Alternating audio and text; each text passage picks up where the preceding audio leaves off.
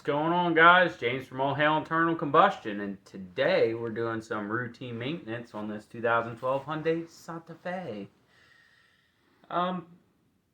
Anyway, air filter, cabin air filter, oil change, brake pads all the way, possibly turning rotors, maybe getting new ones. We'll see how they look. They don't feel warped. We're going to run a test and see if they are actually warped or not. I don't think they are. Anyway, we're going to do some maintenance on this, get it jacked up, put it on jack stands, pull the tires off, you know, same deal we always do. Brake pads, all that good stuff, so stay tuned. This is a pretty low mileage car, but the pads are pretty toast all the way around. She doesn't drive it very much, I don't think, so anyway, so stay tuned. I'm sure there's probably not a whole lot of content on these, but let's get it jacked up and get started. Alright, so we pulled the filter out. It's pretty dirty. You could probably clean it and put it back in there. Like I said, she doesn't drive the car very much, but you know, we want it to be reliable for her. She's a older lady, so I'm going to take care of it. So we're going to swap it out. I'll tell you what, this air box is a pain in the ass, though. They give you no room to take it off. It's got all this stuff attached to it, and all these little chambers here, all that does is eliminate intake noise to quiet down the car. So you got all these goofy little chambers in there, and that's literally all they do. But anyway, I can't, like, literally can't get it out. So I said, screw that. We'll just open it up a little bit, and I'll shove this down its throat. Get in there. There we go. And it should sit down in there nice. Watch, there's probably only one way to put this in. I got to pull it back out. Wonderful. Oh, man.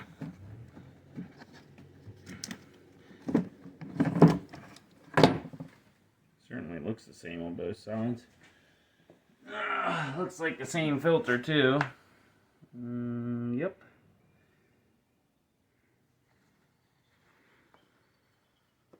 All right. Just going to take the termination. Pretty much.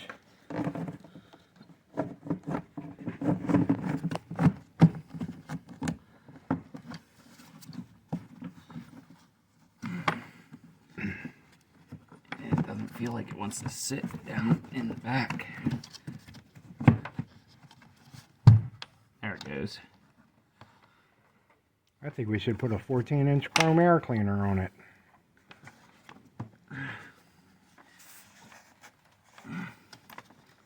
That's it over top. It does.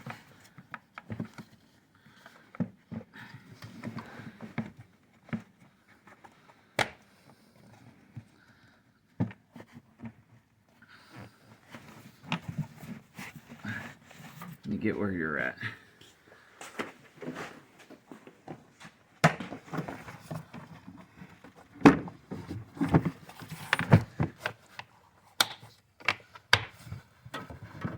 There's two clips in the back too. Undoing those helped a lot. Switch swapping them pops. They just reach around the back here. Bam, done. I did loosen this because I thought I was going to be able to take it out. That is not the case.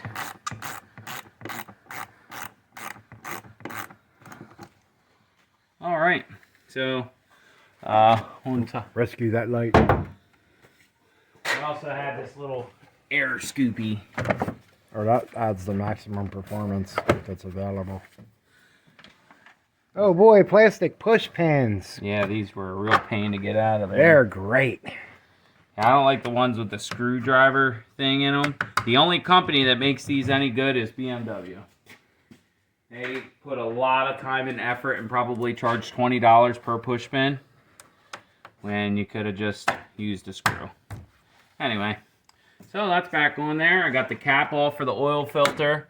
I got the dipstick out. It was real dirty. I cleaned it up. And this takes a cartridge filter right here. So we'll drain the oil, switch the cartridge filter out. I'll probably pop the oil plug off, let it drain out while we're doing the brakes. But let's go take a look at the brakes. I have some concern. There's still a good amount of meat on the pads, but the rotors are grooved real bad. And when Pops pulled the driver's side off, the screws that keep the rotor in place were loose. Now that shouldn't cause any movement, but it might cause a small back and forth movement. I can't see that causing it to groove like it is. This side isn't grooved and it has the same amount of pads. So we're gonna have to take the calipers off, check to see if one pad's wearing quicker than the other. So let me get set up over there, get the tools I need, and we'll take a look at that after I pull this drain plug out. So I went ahead and disassembled everything. I kind of got ahead of myself, but here's the rotor right here, and you can see that's got some pretty heavy gouges. And I checked the hardware on the caliper. It wasn't rubbing. There was a lot of room actually between this and that. Okay. Then we check at the pads. They have the same grooves. And these pads could have went a little bit longer, but it was making some noise on the passenger side. But it was weird because it only made noise when you turn the wheel to the right. So I'm kind of curious what I run into. These screws shouldn't affect that because the lug nuts hold the rotor in place. These are really an assembly thing. They use these to assemble the vehicle on the assembly line. So basically, I see no reason why these should be scratching. We'll be able to put these in our brake lathe, cut them smooth. The minimal is 20 millimeters. Service, normal thickness is 25 millimeters. We're actually at 27 millimeters on these. So we definitely have enough room to do a quick pass to smooth it out, and then do a slow pass to make them nice and clean and smooth. So they'll be like brand new rotors when they're done. Also, when you're recutting rotors, kind of the beauty of that, if you do have a slight warp, it will take that warp out because the machine runs straight. We've actually, I think the Pilot we had, all the rotors were warped on that. We managed to take the warp out of it. So you could save yourself greatly considering rotors are really expensive now. And I think, we paid a couple $100 for that machine, and it's paid for itself easily. So this, like I said, doesn't have much mileage on it. It looks like this was just redone, but it's got some paint here. I kind of wonder if it was done at the factory.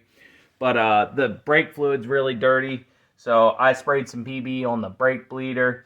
We'll start in the back when we go to bleed out, but I'll bleed all the lines out and get nice clean fluid. I'll suck what's out of the master cylinder out, put fresh in there, push fresh through the whole system. It'll bring life back into the system.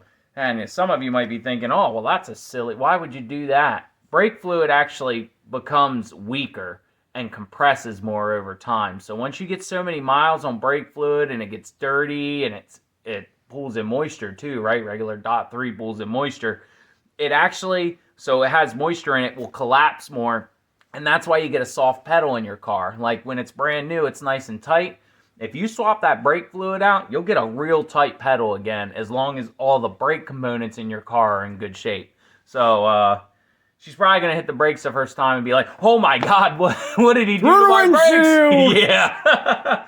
But it needs to be swapped. The car only has 60,000 miles on it. It's a good thing to keep up on maintenance like that, not let it lapse. And then, because bad brake fluid with condensation or water in it can also cause problems in your brake lines rotting out, rusting, the insides of the rubber line breaking out. So we'll actually swap it out for .4, which is, am I going to say this right? Hydrophobic?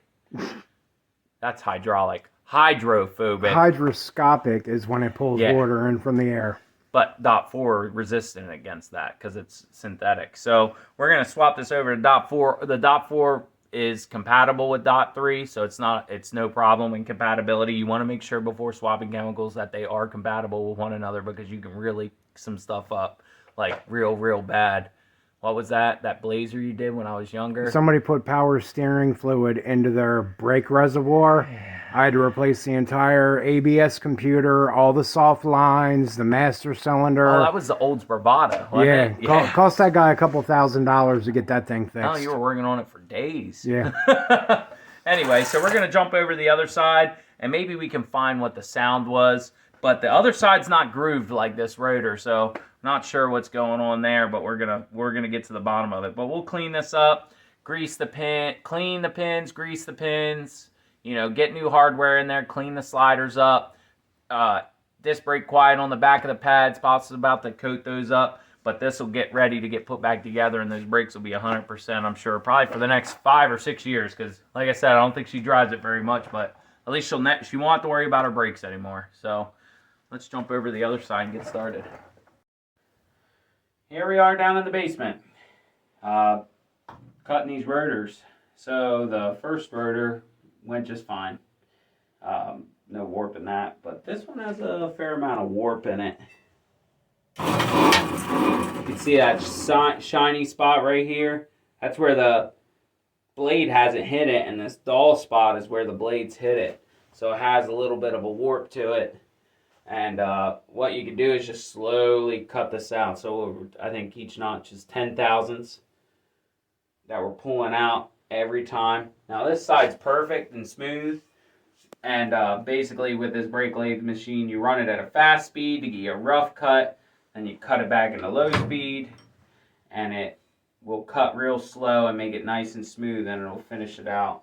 It's not like a brand new rotor because it's not perfectly smooth. But like maybe 100 miles of braking. And it smooths right out. It's fine. It doesn't destroy your brakes or anything. So we're going to go ahead and run this. It's loud as hell. So...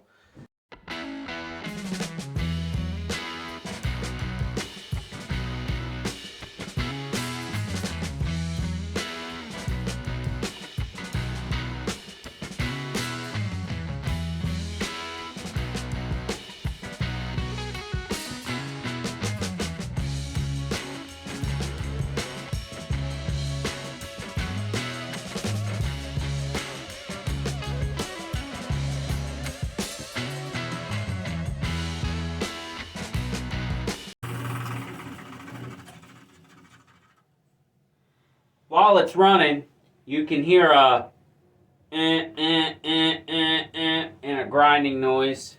So you can kind of tell, you know, the rotor's locked in there real good. This is a cone that pushes the center right into the middle of the shaft, locks in here, so there's no variation there as long as you have it set up correctly. So what we're going to do is I'm going to run my cutter all the way back in, and I'm going to bring another 10 thousandths into just this side of the rotor, so that we could try to get that out. But you can see that spot's a lot smaller than it was. I'm pretty hopeful that with one, maybe two more passes, we'll be able to get this warp out of here. We had, 8 millimeters, I think, to be able to cut out and still be within a tolerable spec. So we actually had a good amount we could cut out of these rotors. Basically, if you look it up for your vehicle, I don't know if I explained this already, but there's a minimal amount. It used to be stamped into the rotors. Pops keeps saying that over and over again, and we still haven't found any rotors with numbers in them. I'm sure they used to do that, but I don't think anybody does this anymore. I'm sure you could take your stuff to a Napa and still get them to do it, or a machine shop, but for the most part, no one does it. So on this particular machine, you unlock the jaw, and then it's just got a bumper. Bam. Now we're at, what's that? Should be 18. We're at 18 right now. That's just, we zeroed these out before we started this process, so we can kind of keep track of that. So let's run this again, see how it does.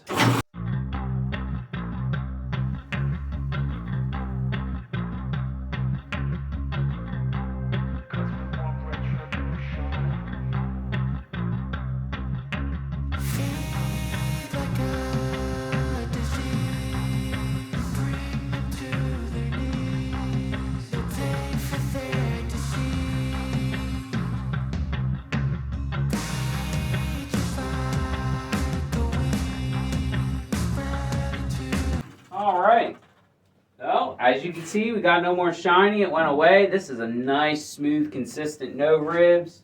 Both sides feel great. So what we're going to do is take this cutter in one more time, maybe bring it in, I guess one whole more notch, 10 thous, and do a slow cut. Now this takes about 3 times as long for this cut, so us Pops can do some fast forward to editing. It's probably best to skip forward after this. Alright, let's get this in here.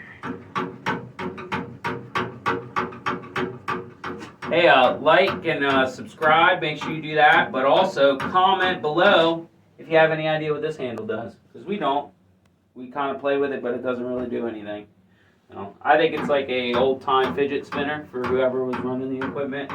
They can make it look like they were doing something. Their boss would be like, "Man, look how hard he's working on cutting them rotors." They let the new guy work that handle. Yeah. All right. So take it in half a notch. Half a notch. Which should be about 1/1000th. All right. So I'm basically at 19 is what our dial indicators here say. I'm not going to take this one in so much. So that'll be 10, 12, 14. We'll be at 15 on this side. All right. Lock that down. Final cut, I lock everything down real good. Kick it into low gear.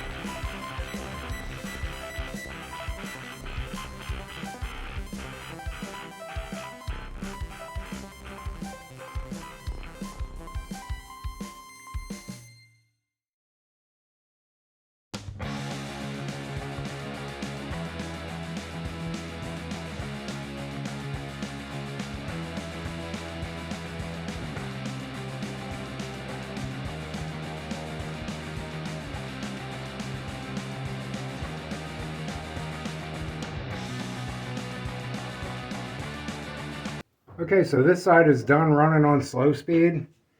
And as you can see, that's the finish we got off of it, which looks pretty damn good. So we're going to go ahead and we're going to pull this off of here. It was cold sitting outside. And we're going to get another one chucked up in here and do the back ones, but we ain't going to show you all that because you've already been bored enough watching the front ones. Did you sand this? Yeah. Cool. So these are in good shape, and we did a price on new rotors for this. The front ones are $140. The rear ones are $80. So by us cutting these rotors, we saved a hell of a lot of money. Be right back. We're back out here, got our rotors installed here. This is the last one. I cleaned the surface of the hub and made sure the hub looked all right. Sorry, my foot itches. But I put these bolts back in and used the impact screwdriver, like the mechanical one, to put them back in to make sure they're tight this time. I made sure that these are operating correctly. See how they bounce back? That's what you want. One of them's going to be a little slower because it has a rubber grommet in it. Anyway, we'll put this back on there. And caliper bolts into place. Caliper bracket bolts, rather.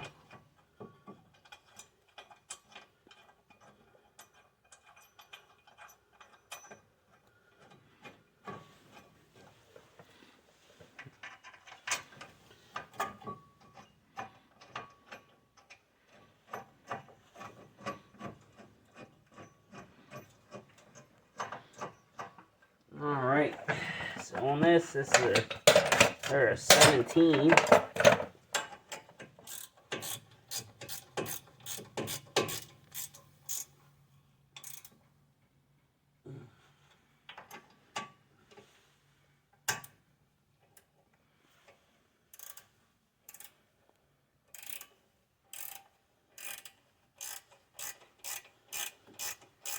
He bought ratchet wrenches, so now he's got to use them on everything, Mr. All Fancy Pants.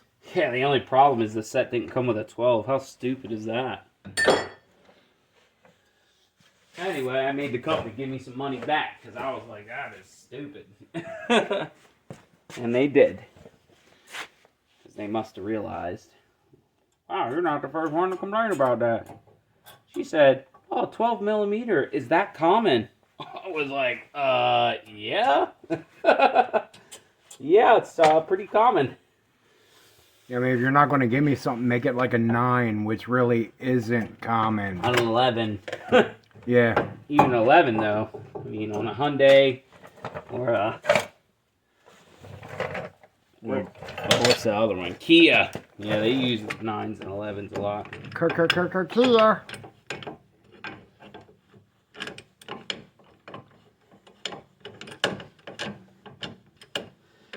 Right now, I'm compressing the caliper back down. You guys know the squeal.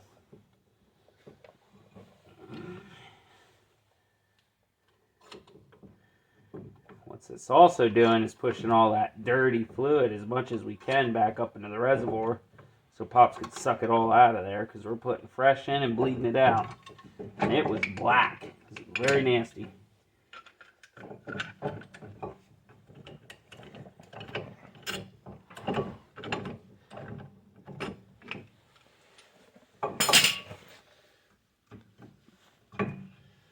When you're putting your calipers back on, make sure your line isn't twisted, which this is not. Flows nicely. And make sure it slides back on. You don't scratch all your anti-squeal off either. You don't want to do that. Get this back in place. Boop. Alright, here we go. Alright, now we just need this guy.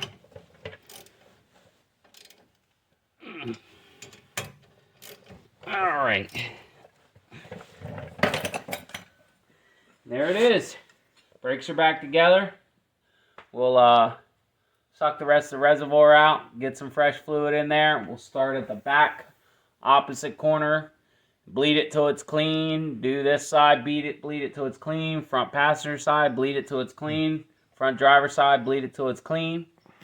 Keep filling the reservoir back up. Obviously don't want that to run low, but yeah, that sucks when that happens. Does this have an ABS module in it? I don't see one. It probably does, hidden somewhere. But this is the using my vacuum bleeder to suck the fluid out. Kind of a pain to do with one hand, but see how dirty that fluid is? Yeah, I think I'm down there all the way as far as I can get. Yeah. Alright, so we got the master cylinder completely emptied out. And we're going to pull this on out of the way. Make sure you don't get brake fluid on your car. It will ruin the paint. And we're going to go ahead and refill this with some clean, brand new fluid. And start bleeding the brakes out. Alright, so Pops is going to get into it. Turn the key to the on position. It's good to do that just in case an ABS module. Sometimes they'll have like shut-offs. Won't let flow through. So he'll get in it, turn the key to the on position, roll down the passenger side window so he can hear me. And once he's ready, he'll... in the car because the seat is in music position.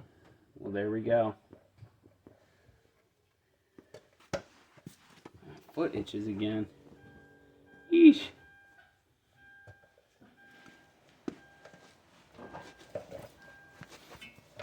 All right. Ready? Yep.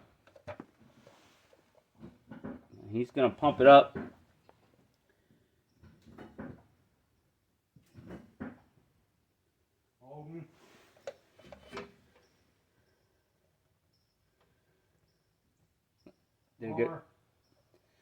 All right, go ahead.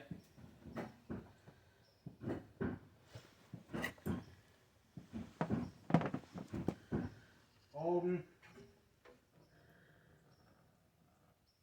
Lower. Looking pretty good. Keep going. Brakes are hard as shit. Holding. Lower. Nice. Pump it again.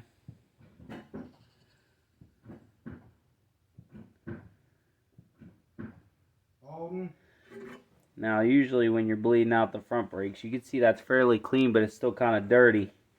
It takes a while to get the fluid back here. Go ahead and pump it again.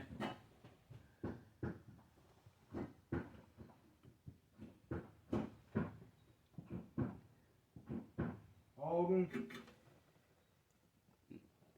I'd say that looks pretty dang good. We're going to go ahead and move over to the other side. Oh, you start with the furthest away first. So we're good here. I'm going to or brake clean this to get all the brake juice off, and then I'll jump over to the other side. All right, here we are on the back driver side. Op's going to pump it back up again. Let's see what our fluid looks like.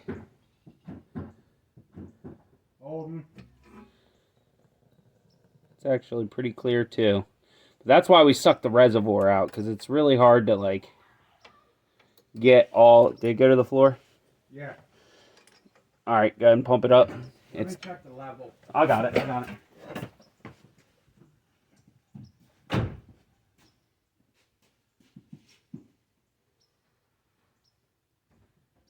Oh, that's good.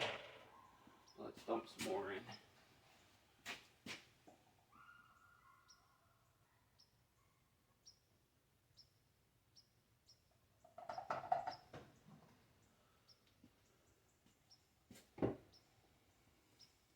All right, pump it up.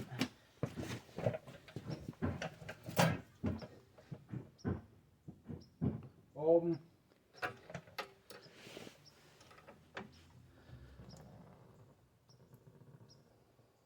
Floor. All right, pump them up. They feel good. Yeah, they're really hard.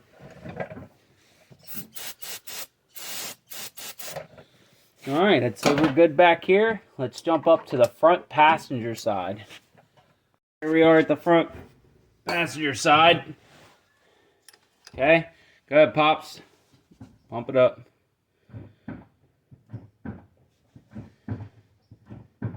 Holding. Hope you're ready for your money shot. All right, pump it up again.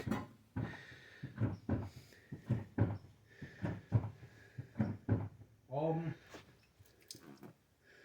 Nice and clean. Looks good. All right, now we'll go to the driver's side. Here we are at the driver's side.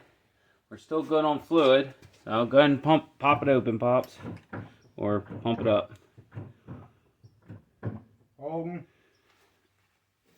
This is the only one I didn't break open first. Woo! Floor. Looks good. Let's pump it up one more time. Holding. Looks good. All right, pump them up. How do they feel? Extremely tight. Great. So we're gonna top the fluid reservoir off. Fluid looks clean. We're gonna get the tires put back on this, get it dropped on the floor, and we're gonna find that cabin air filter next. All right. So I took the little slow closer thing off on this side. It's just a squeeze together, pull the rod off. I took this side out because I wanted to figure it out before I gave you guys some wrong directions. So what you do is you push it like this, and you gotta think it goes that way to lock. You gotta pull it back towards you like this. Bam. All right, and there it is. There's the cabin air filter. There we go. Oh my. That looks like it's never been swapped before. Oh, Yay! that's nice. It's got some leaves in it. I'm going to do my best to get the debris out of here. Well, I wonder if she was having trouble with the heat pushing out. Oh, Pops has already got the new replacement. When you're just trying to get these open, you just rip the box open.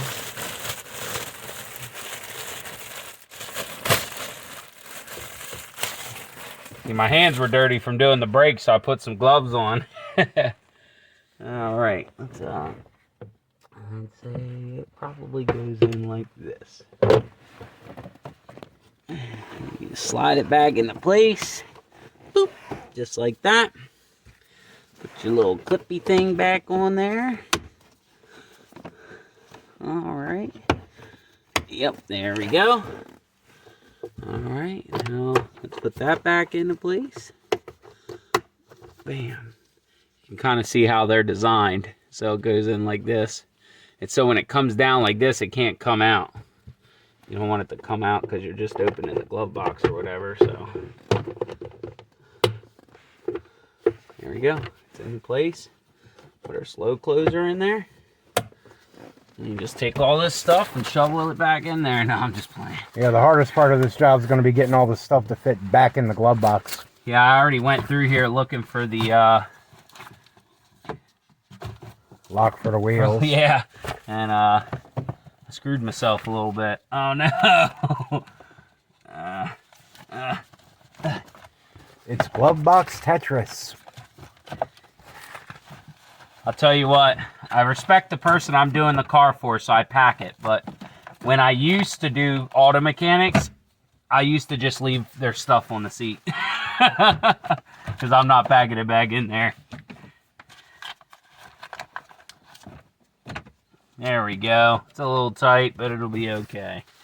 Well, that concludes the install. It didn't look like it shot right. Okay. Better. So now we got cabin air filter, the oil change, brakes all the way around. We turn the rotors, new pads, disc brake quiet. This should be smooth sailing. I'm going to take it out for a test ride, and then I'm going to go drop her car back off to her. All in a day's work. Till next time, like and subscribe. We'll see you next time.